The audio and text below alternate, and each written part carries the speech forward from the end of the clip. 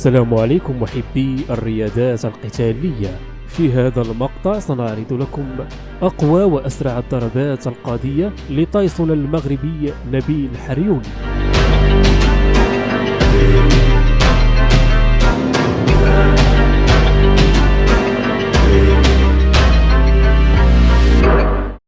حريوني ضد مواطنه محدد.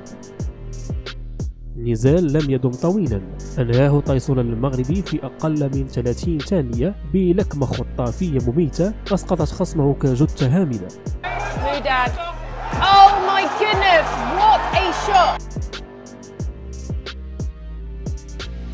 حريوني ضد التركي ألتينوسوف.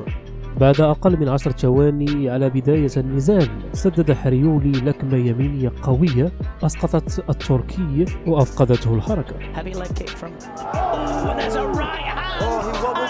وبعد 30 ثانية من النزال انقض عليه تايسون حريوني بخطافية يسارية أرسلت التركي إلى النوم.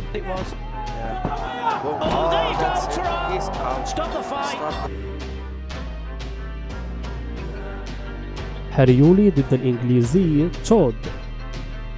أقل من 40 ثانية كانت كافية لتايسون المغربي لسحق خصمه، وانهال عليه بالضرب حتى أوقفه الحكم.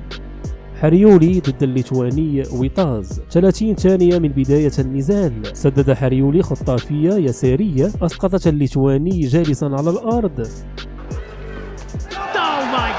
وبعدها بدقيقة وثواني سدد تايسون حريوني لكمة يمينية قوية وأتبعها بخطافية يسارية انفجارية أتلفت خصمه الليتواني.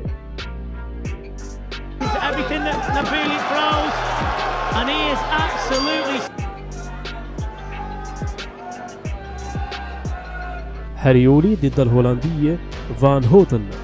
نزال أنهاه تايسون حريوني بلكمة يمينية مدمرة خلعت رأس الهولندي.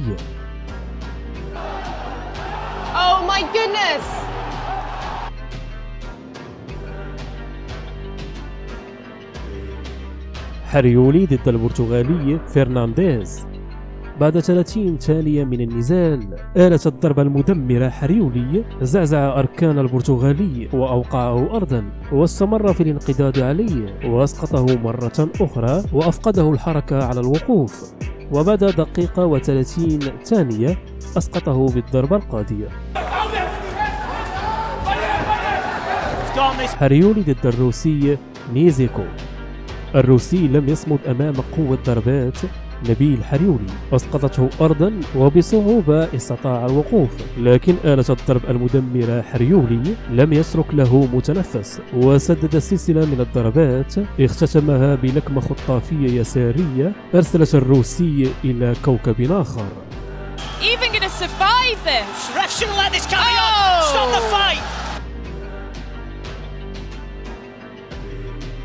شاركونا بإعجابكم وتعليقاتكم على أقوى ضربة قاضية لتايسون المغربي نبيل حريوني في هذا المقطع، ولا تنسوا الاشتراك في القناة وتفعيل الجرس ليصلكم كل جديد.